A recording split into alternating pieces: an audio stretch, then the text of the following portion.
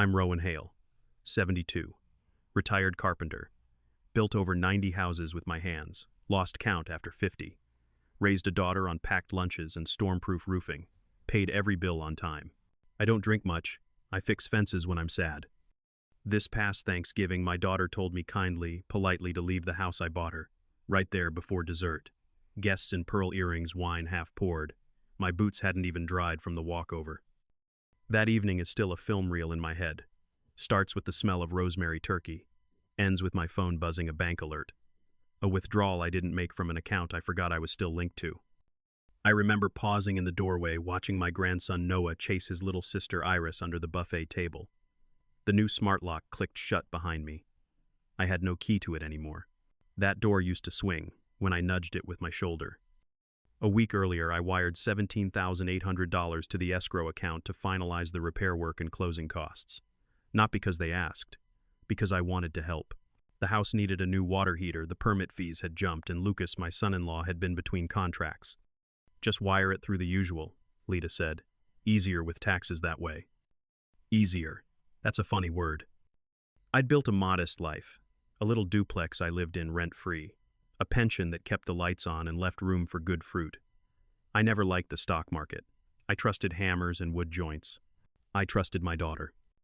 Lucas not so much. When I signed the quitclaim deed last spring, giving full title of the Westport house to Leda and Lucas, I did it thinking, it's just paper. I'll still be welcome. I'm still the one who painted that porch, refinished every step on the staircase, installed the ceiling fan in the nursery twice. But paper has teeth. The first hint, a $42 fine from the HOA. A letter in stiff font said I'd violated noise ordinances with my early morning modifications to external lighting. I had swapped out a burnt bulb on the porch lamp at 7 in the morning. I paid the fine with a smile, sent the check with a little note next time I'll do it blindfolded. Lucas didn't laugh. He texted back, let's not antagonize the board, Rowan. I don't antagonize. I build. I repair. I give people roofs. There's a walking path behind their backyard. Every morning that week I passed their house around 8. I'd slow down near the rosemary bush. It grows crooked. I always meant to fix the stone edging. I liked hearing Noah's laughter. Sometimes I waved at Iris through the glass door. Most times no one waved back. The Ring camera caught everything. I knew that. Still it stung when Lucas filed a next-door complaint calling out a neighbor repeatedly pausing near our lot line. I replied publicly, if that neighbor built your front porch, maybe wave once in a while. The post went viral, Westport viral. A dozen neighbors weighed in. Some took his side. Others posted old photos of me fixing shutters for free. That Friday, Leda called. We want to make Thanksgiving peaceful, she said. Could you maybe arrive a bit later, just after the toast? After the toast, I asked. It's just we have some people from Lucas's firm coming, and she sighed. It's complicated. Complicated is another funny word. I didn't argue. I said I'd bring cranberry pea. I didn't sleep that night. I dug out my wire transfer receipt, printed, not digital, folded it into my wallet. I double-checked the revocable trust I'd established the year before. I'd set it up quietly with a local notary who used to be my fishing buddy. It held my pension payouts, some savings, and my duplex. No one knew about the codicil I hadn't filed yet. It sat in a folder marked someday under an old phone book. Saturday morning, I walked by the house again. Lucas was in the garage alone, rehearsing something. I stopped, not moving. The garage door was half closed. I could hear his voice. If he gets weird about it, just say, it's not personal. Say it's for the ambiance, for the flow of the evening. He said it twice. The ambiance. I pulled my phone out and clicked record. The Ring camera got me, I'm sure, but I had him too. I walked home slow. My hands didn't tremble, but I noticed I was gripping the phone tighter than I meant to. That night I called Walt, my old framing partner. He still wore his tool belt to the diner. I told him I needed a notary public to swing by on Thanksgiving. He didn't ask why, just said, want me to bring pie? I told him yes, pecan. It started with a signature. One Tuesday in March, Lucas brought over a folder. Inside was the quitclaim deed. Everything pre-filled. Just needed my name and ink. I had the attorney draw it up, he said, like it was casual. You know, for tax efficiency. That phrase again, tax efficiency. I remember blinking at the papers. No threats, no pressure. Just a polite explanation that if I gifted them the house officially name off the deed, it would help with their future refinance and long-term deductions. I wasn't stupid. I built houses for 40 years. I've seen families fall apart over fence lines and foundation cracks. But I also believed in generosity, in trust. I'll still be around, I told him. I built this place with my own 2 hands. Lucas smiled that half smile of his. Of course, Rowan, it's still your home too. He used that phrase 3 times in 20 minutes. I noticed. I signed. A week later, I got my first HOA violation. Apparently, the new porch light I installed violated Section 4 Clause B of the Architectural Consistency Addendum. I'd used a soft amber bulb, said it gave the house a warmer feel. Lucas had mentioned it looked a bit antique, but I didn't think much of it. Then came the letter. $42 fine. I paid it immediately, wrote the check in block letters, added a sticky note. Next time I'll use candlelight. Lucas didn't laugh. He left the fine pinned to the fridge for 2 weeks like a badge of shame. Around that time, I also started tracking every payment I made. Not out of paranoia habit. I have a little notebook, yellow. Bought it at a pharmacy 20 years ago. Every page dated, every line neat. March 19, purchased copper pipe for upstairs bath, $163. March 24, paid permit fee for HVAC, $475. April 2, wire transfer to escrow, $17,800. Memo final for settlement and utility balance. I kept all the receipts, even printed the wire confirmations and stuck them behind the old clock in my kitchen. That's the kind of man I am, trusting not blind. Back then, Lita still called me Dad with warmth. She brought over leftover soup, said she missed Mom. We'd sit on the back porch and drink peppermint tea. It felt like the life I'd built was still intact, even if it had shifted slightly on its foundation. But with Lucas, things changed. The way he looked at me more like a tenant than a father-in-law. Always adjusting his sleeves when I entered a room. Always correcting me when I used old tools. Called them liability risks. One day in May, I came over to patch a crack in the basement. Leda wasn't home. Lucas met me at the door. Noah's napping, he said flatly. Can you come back in a couple hours? I nodded, walked away. But something sat wrong. A kind of cold settled in the joints of my fingers that didn't shake loose for days. That evening, I emailed the escrow agent, asked for a full printout of all transactions related to the property closing. Just wanted it for my records, I said. No suspicion, just routine. She sent back a 10-page PDF. Every line item. My name next to nearly every payment, even though on paper I no longer owned anything. That was the moment it hit me. I had built a house, paid the taxes, installed the plumbing, painted the shutters, wired the funds. And still I could be asked to leave with a single sentence. No keys, no title, no say. I didn't mention it to Lita. Not yet. I just folded the documents and added them to the folder marked Quiet Precautions, tucked it behind my old collection of fishing maps. It became a pattern. Lucas stopped inviting me to backyard cookouts. When I did drop by, he'd always say something sharp. Didn't know we were expecting company. Once I found Noah playing with the drill bits, I'd given him tiny toy-sized ones, safe and dull. Lucas took them away, saying they were too dangerous. It wasn't just control. It was erasure. Then came the next door post. Lucas wrote, reminder, if someone is loitering near your home or pausing too long on your property line, you're within rights to notify local security, especially if they're not a resident. No names. But it had my shadow written all over it. I responded short and clean. If that loiterer built your porch, your deck, and your roof, maybe wave once before calling security. The thread exploded. Some folks defended me. Posted pictures of me helping paint mailboxes for the HOA's spring event. Others sided with Lucas, said rules are rules. That night I got an envelope from the HOA. Warning letter. Stating I was no longer an official resident and should refrain from altering shared property aesthetics. I poured myself a mug of black coffee, sat on the back step, watched the wind rock the rosemary bush I'd planted 5 years ago. Inside my coat was a document I hadn't touched in months, the draft of the codicil to my trust. It was time to finish it. I've always kept my tools in order. Wrenches, polished screwdrivers racked by size, bolts sorted in mason jars. Precision brings peace. Even when life turns crooked, I've found clarity in neat rows. That Monday before Thanksgiving, I opened my laptop to check a few things, not out of suspicion, but because the wind was biting outside and my knees were sore. I poured myself tea, sat by the radiator, and started digging. The county clerk's website is a slow beast but reliable. I searched the parcel number for the Westport property. Scroll. Click. Click again. And there it was, sitting like a rusty nail under a floorboard. Lien filed. Prior owner. Outstanding since 2016. No one had mentioned it. Not the escrow agent, not the realtor, not Lucas. It wasn't enormous, just under $11,000 tied to a contractor dispute from the previous owner. Still enough to get a notice of default if the lender chose to act. I printed everything, highlighted the filing number, stapled it to a note that read, "You may want to clear this before Thanksgiving before someone else notices." I left it in their mailbox. The next morning I found the paper tossed into my flower bed. No note. Just dirt and silence. That afternoon the HOA held its pre-holiday board meeting.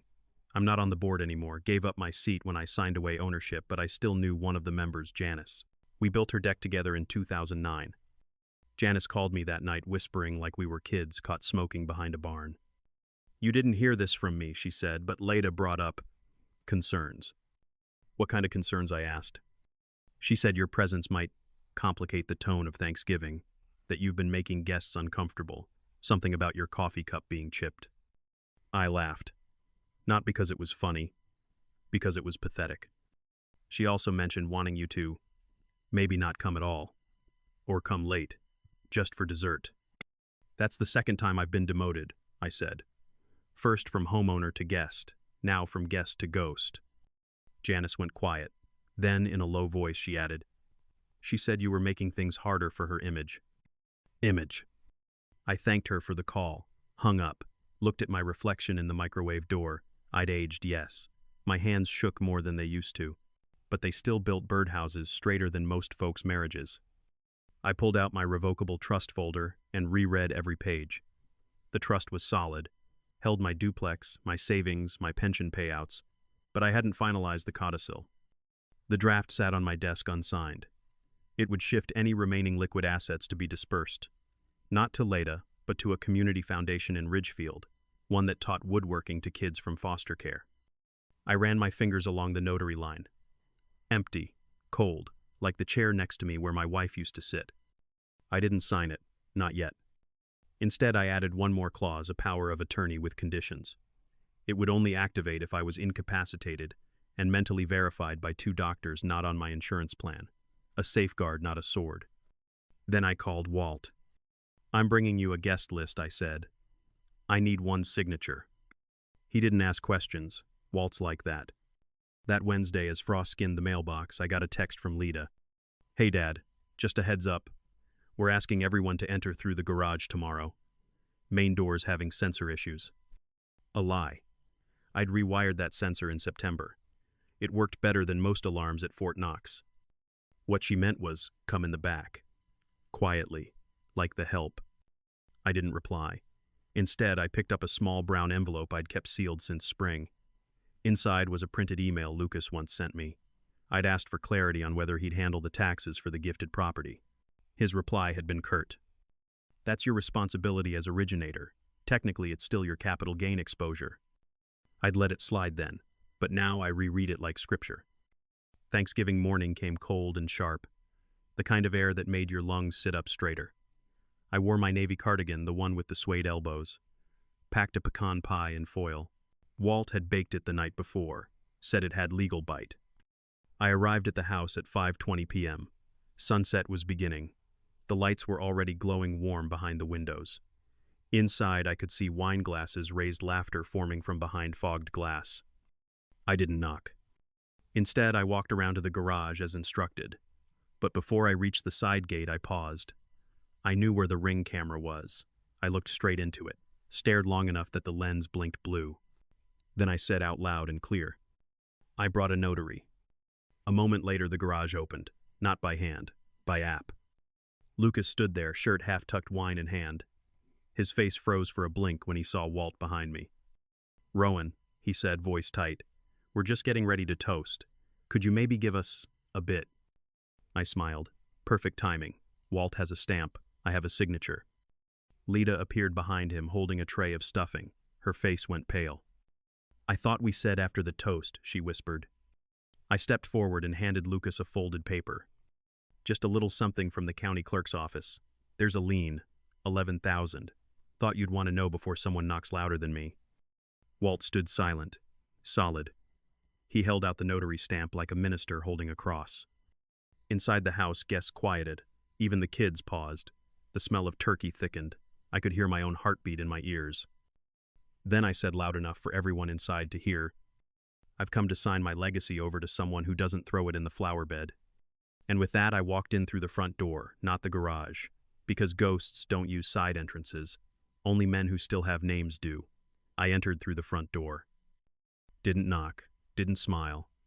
Just nodded once toward the foyer mirror and stepped inside like I still belonged, which in some way I did. People turned their heads. Wine paused midair.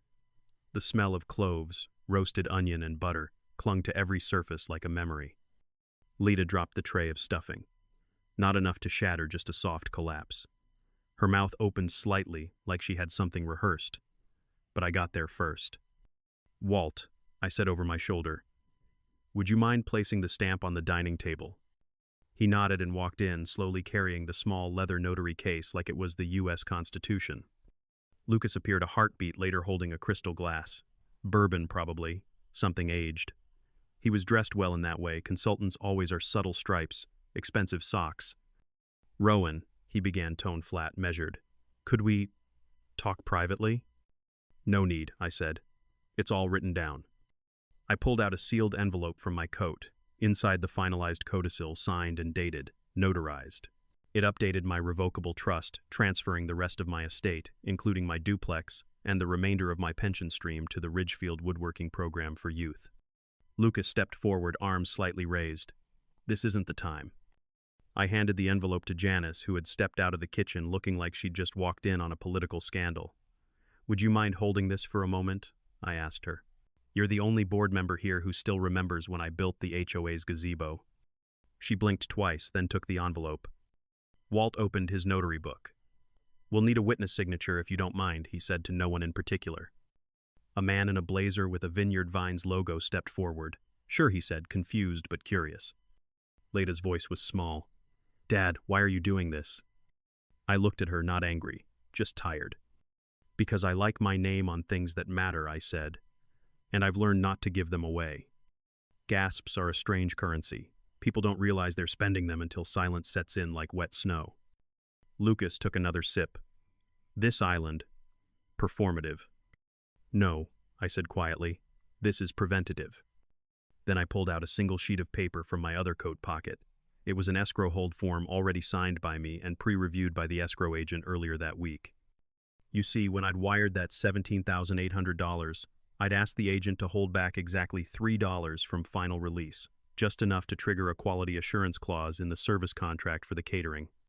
That clause allowed any co-funder of the escrowed project to freeze pending payments for cause provided there was a documented incident. And tonight there was cause. "This," I said, holding the paper up, "puts a freeze on the remaining escrow release to Blanton Catering until a third-party evaluation is complete." Lucas's face went red. "Are you serious?" As serious as a guest asked to leave his own donation-funded dinner. Some guests laughed under their breath. Others pretended not to hear. The ones who knew about money nodded slowly. They understood leverage when they saw it. The caterer, bless his oblivious soul, walked in just then, holding a tray of candied yams. He smiled at me and said, "Sir, you want me to grab you a plate?" Lucas nearly exploded. "He's not eating here," Lucas snapped. He's disrupting the evening." Walt stepped forward, slow and deliberate. He stood shoulder to shoulder with me and said, "I haven't disrupted anything, just witnessing a man take care of business." Then he reached into his case and pulled out a printed copy of the Ring camera transcript, the clip I'd recorded of Lucas in the garage, rehearsing how to ask me to leave for ambiance. I hadn't planned to show it, but now it felt necessary. I held the transcript out to Lucas. "Thought you might want to read your lines again, just in case you get them wrong in front of your kids." A few guests had pulled out their phones. Not recording yet, but close. The room was still like church before communion. Lucas didn't take the paper. He just stood there, veins rising on his neck. Lita took a step forward, her voice shaking. "Please, can we not do this? Not in front of everyone." I tried that, I said, calm as winter. When I asked about the lien, when I paid the fine, when I kept my seat at the table warm even when no one pulled it out for me. I turned to Janice. Could you let the board know I won't be contesting the HOA letter, I just won't be paying another dollar in this neighborhood? She nodded, slowly, lips pressed tight. Then I took one step back, looked around the room, and raised my glass of water. To clarity, I said, and to clean exits. The room didn't cheer, but they didn't stop me either. I placed my napkin gently on the credenza, nodded once to Walt, and walked out the same door I came through. As I reached the sidewalk, my phone buzzed. Bank alert, attempted withdrawal, flagged joint account, ending 9,307. I didn't open the app. I didn't need to. I already knew what that meant. The air outside bit hard. I stood on the curb with Walt for a moment before either of us said anything. He clutched his coat like it owed him money. I kept one hand on my phone, the other wrapped around a folder full of finalities. You all right? He asked. I will be, I said. Soon. He nodded. Then without another word, he peeled off toward his truck, the notary seal still in his pocket. I stayed there. Let the cold settle into my joints. Let my breath become visible truth. Back at my duplex, I opened the back gate and walked inside. The lights buzzed faintly. A half-sliced apple waited on the counter, browned and soft. I threw it out. Then I sat, pulled out the wire receipt, and placed it on the kitchen table beside the notarized codicil. All in one night, a trust modified, a payment frozen, and a daughter, I suppose, lost. I didn't cry. That's a young man's impulse. At my age, grief shows up differently, in stiff knees, in coffee that tastes colder than usual, in checking the locks twice even when you know you already did. The next morning, the internet had its say. Next door was aflame. The thread from a guest posted anonymously, but obviously from someone who had been there, read, HOA member disrespects elder family member during Thanksgiving dinner. Legal docs pulled out. Notary present. Escrow freeze initiated. Wildest holiday I've ever attended. One photo had made it onto the platform. Walt standing over the dining table, notary stamp in hand, me back turned, holding up the ring transcript. The comments were brutal. They invited him, then asked him to leave. Disgusting. Why did he give them the house in the first place? Sounds like he's the only one with a spine at that table. Is the HOA siding with the son-in-law? I want to see that codicil. The HOA board issued a neutral statement. Holiday tensions should not interfere with community harmony. It ended with a line I'd come to expect. Fines may be assessed for any future disturbances. $42, I figured. I'd pay it early just to be polite. Iris texted me later that afternoon. Grandpa, are you mad at Mom? Everyone's mad at her, but she's sad. I don't want you to be gone. I didn't reply right away. I sat with the message. Let it hurt. Then I typed, No, sweet pea. I'm not gone. I'm just stepping back. Stepping back is what we do when others crowd too close. Noah didn't write. He was older, already pulling away. The last time I saw him, he avoided eye contact and asked Lucas if Grandpa was still fixing things. That night, I finalized something else. I filed for the creation of a limited liability company, Quietwood Holdings, single member but with an operating clause that no future voting control could be assigned unless I held 51% ownership. Inside that LLC, I placed the rights to my duplex, the residual value of a few tools still under partial lien, and the small sum left in a separate savings account that neither Lita nor Lucas ever knew about. It wasn't much in dollars, but it was everything in principle. Walt co-signed the Articles of Organization as a witness, didn't ask questions, just brought a thermos of cider and a slice of leftover pecan. By Monday, my phone had rung 6 times, all from Letta. I didn't answer. She finally left a message, her voice strained, brittle. Dad, please call me. I think we've both made mistakes. But the kids are confused. Lucas says the lien isn't your concern. He says the ring video was taken out of context. Then, Kidder, I didn't know he practiced what to say to you. I didn't know until I saw it online. I deleted the message. Not out of anger, but because I didn't want to memorize the pain in her voice. Some things don't need to be replayed. That week I went to see my attorney, Mr. Delaney, a thin man with a love of antique chairs and very slow speech. He reviewed the codicil, the power of attorney, the LLC filings, and the ring transcript. This is solid, he said, flipping the pages. Very solid, almost like you've been planning it. I plan fences before I dig holes, I told him. This wasn't different. He chuckled. So, No probate worries. Not unless they try to argue standing, I said. And if they do, I've got a 4-inch folder of proof. He closed the file, leaned back, and asked, "You feel better?" "No," I said, "but I feel done." And I meant it. On Thursday, the escrow agent called. Blanton Catering had responded with a request for release of funds. I refused. Legally, the $3 hold gave me standing to contest the full service amount. I didn't want the money. I wanted the record to reflect dispute. That's what paper is good for. The agent sighed professionally. "They may pursue arbitration," she said. "That's fine," I replied.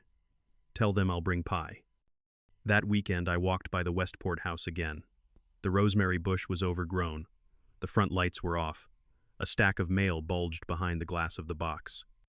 On the side porch, the Ring camera blinked red recording. I looked into it again just once and said, "Legacy isn't what you leave behind. It's what you take back before it's stolen." Then I kept walking.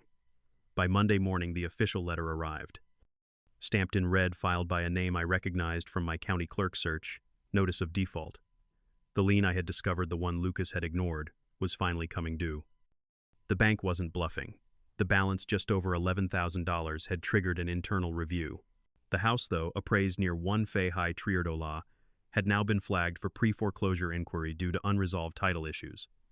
I read the letter twice, folded it once, slipped it into a manila envelope labeled Aftermath. I didn't gloat. Instead, I walked to the diner, ordered a cinnamon bun, and watched the rain smear the view through the window like someone wiping history off a whiteboard. Walt slid into the booth across from me, uninvited but welcome. He didn't say "I told you so." He just sipped his coffee and nodded when I showed him the envelope.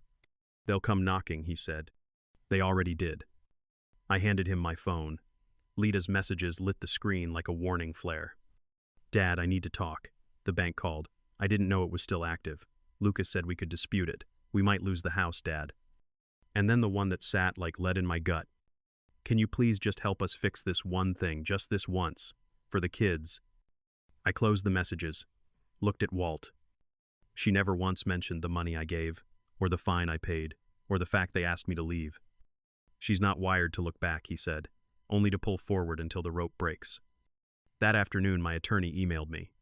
The escrow office had reviewed the hold I'd placed along with the complaint I submitted citing interference during execution of personal legal documentation.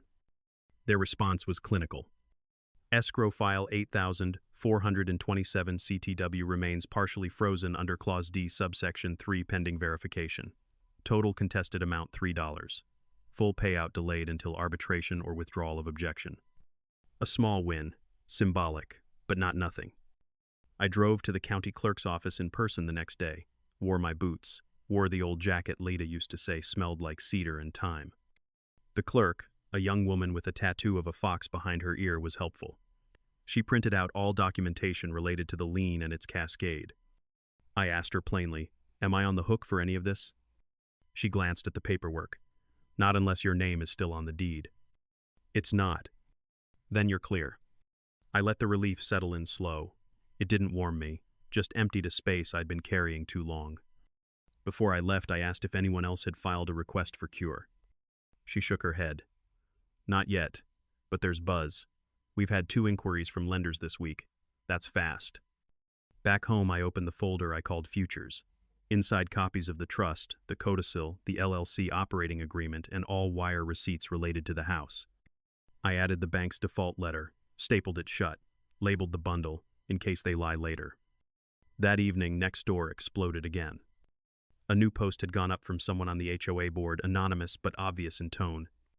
"Irresponsible homeowners are now threatening the integrity of our community standing. Liens, legal disputes, family drama broadcast online. We must protect our neighborhood from reputational damage." The comments spilled over with phrases like property values, safety, and disruption. Somewhere in the thread, a photo reappeared me holding a small blue folder, Walt stamping a form. I didn't comment. But someone else did. He built half this block, donated to every HOA fundraiser. If we're picking sides, pick carefully. Another. The man warned them about the lien, and they tossed the paperwork in the bushes. One more simple and sharp. Legacy isn't always inherited. Sometimes it walks away.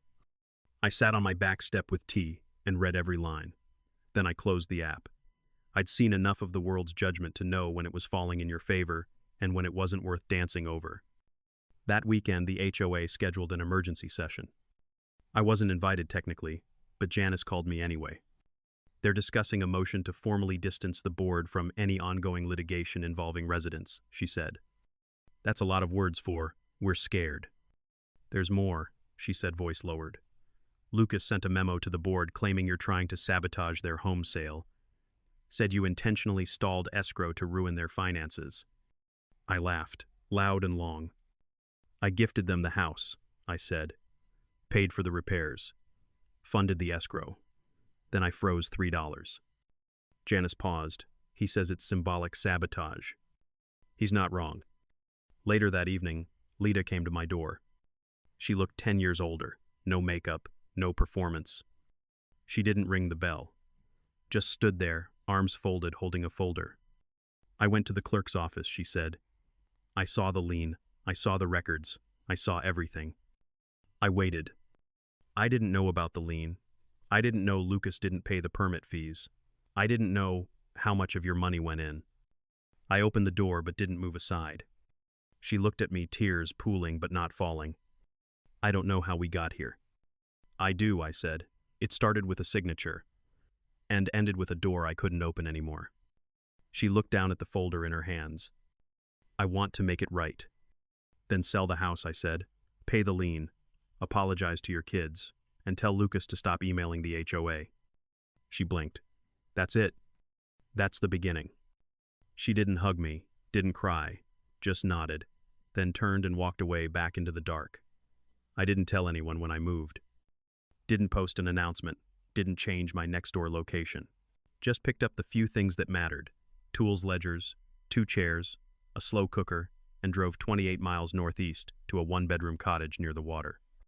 It wasn't fancy. The cabinets creaked. The floor tilted slightly toward the back porch, but it had a porch and a key, and the name on the deed was mine. Quietwood Holdings, LLC, registered under my name, sole controller of 51%. The rest for now belonged to no one, and that's how I liked it. The HOA back in Westport sent one final letter before I left. Another $42 fine, this time for disruption of public peace and procedural decorum during holiday gathering. I paid it online, attached a note that simply read, "Consider it a tip." Then I closed the account. Lucas tried one last angle through legal channels, claimed that the freeze on the escrow was spiteful interference with their ability to sell the home. The catering company had apparently made enough noise to spark a review. I received a formal letter from a mediator. My attorney responded with a 5-page document. Exhibit A, wire receipts. Exhibit B, quality clause from escrow. Exhibit C, notarized codicil. Exhibit D, ring transcript. Exhibit E, HOA minutes, referring to my removal. 3 days later, the complaint was dropped, without comment, without apology. I didn't want their apology. I wanted air. Clean, briny salt air. The kind that chews at your ears and scours old arguments from your lungs. So I walked. Every morning I took the footpath by the dunes, watched gulls do their scavenger dance across the wet sand. My knees hurt less when I kept moving. My mind hurt less when I didn't stop to replay things that had already happened. One morning I passed a boy digging a shallow trench for seashells. His mother watched nearby. He looked up at me and waved. "Nice shovel," I said. He grinned. "It's not sharp. My mom says safe tools only." I nodded. She's right, but one day you'll need sharper ones. I kept walking. By late February, I'd furnished the cottage modestly. A new desk, 2 lamps, one wall hung with old architectural sketches I'd drawn by hand back in the 70s. I sorted my ledgers by year. Not for nostalgia, but because old math still comforts me more than most modern people do. The Ridgefield Woodworking Program sent a thank you letter. The trust transfer had gone through. They were going to name a bench after me. The Rowan seat. I smiled at that. Somewhere around the same time, I got an envelope from the bank's foreclosure division. The lien had defaulted.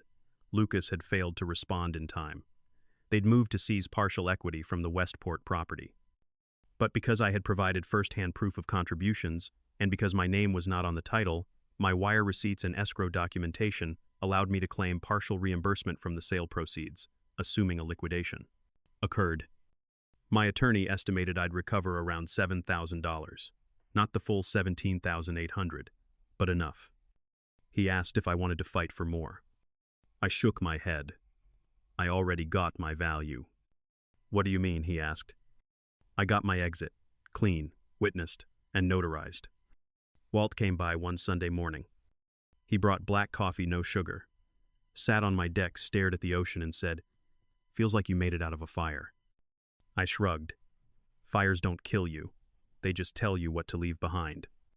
He sipped. Think they'll call again. I hope they don't. But they did. Leda showed up one weekend in March, alone.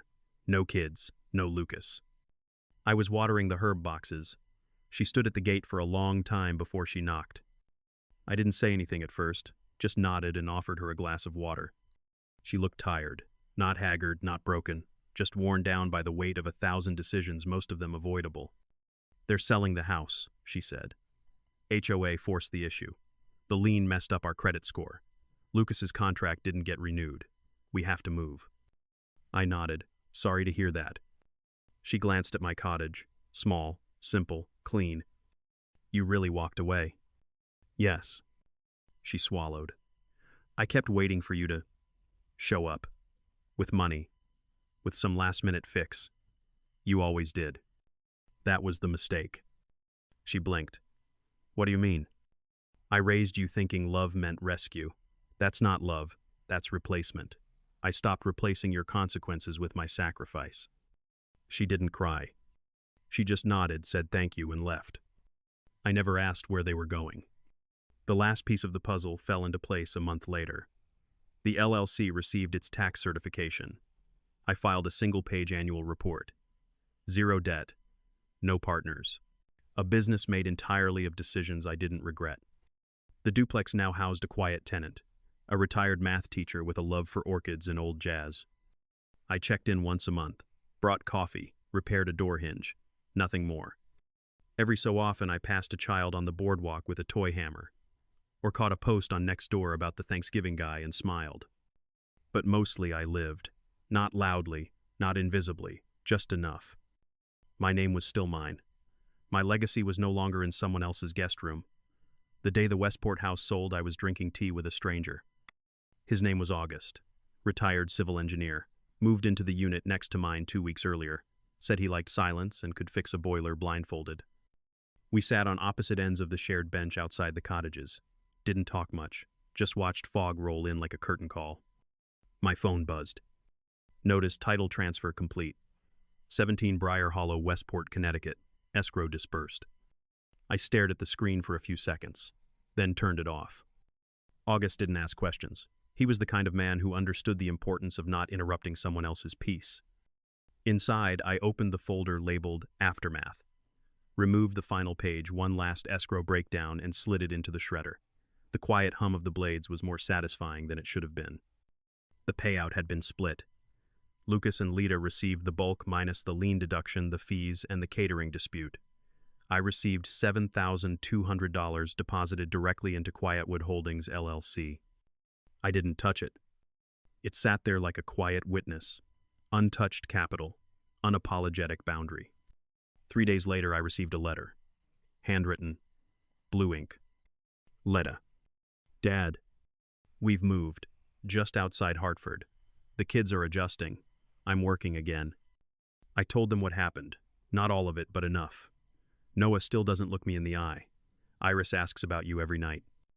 I wish I had learned how to hold things without breaking them. Thank you for teaching me, even if I didn't listen until too late. I hope you're safe. Love, Leda. There was no return address. I folded the letter and placed it in a box with other things I wasn't ready to destroy. The bench plaque, a photo of my wife, and the deed to my new cottage. That weekend I bought 3 small trees, 1 oak, 1 sugar maple, 1 cherry, planted them evenly spaced behind the duplex I no longer lived in but still owned. The tenant didn't mind, said it made the yard look like it had ambition. That was the word he used. Not legacy, not memory, ambition. I liked that. Spring came like a slow sigh. The walking path by the dunes warmed. The salt crust washed off the railings. Gulls became louder. I saw a group of children building a seawall out of driftwood and laughter. One of them waved at me. I waved back. They reminded me of Lita when she was 7, before the orthodontics and the ambition and the slow leak of silence that filled our house after my wife passed. Grief has a funny shape. It doesn't shrink. It just moves aside to make room for other things. Sometimes anger, sometimes clarity. Mostly choices. By mid-April, Quietwood Holdings was thriving not financially but structurally. No debts, no claims, no noise. Just tidy ledgers and ownership unshared. The Ridgefield program sent another letter. They'd built 5 benches, bought 10 new lathes, enrolled 3 new instructors. One student wrote, "I didn't know working with wood could make me feel real." I pinned that on the fridge.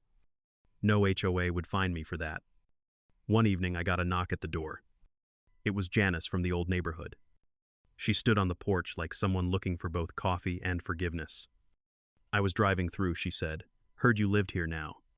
"Hard to hide from HOA board alumni," I said, smiling. She laughed. "They're still talking about you, you know. The Thanksgiving incident." "Good." She handed me a folder. Lucas wrote a memoir draft, sent it to the board hoping they'd clear his name. I flipped it open, scanned phrases like misunderstood intentions and generational pride versus communication gaps. At the end, a single line caught my eye.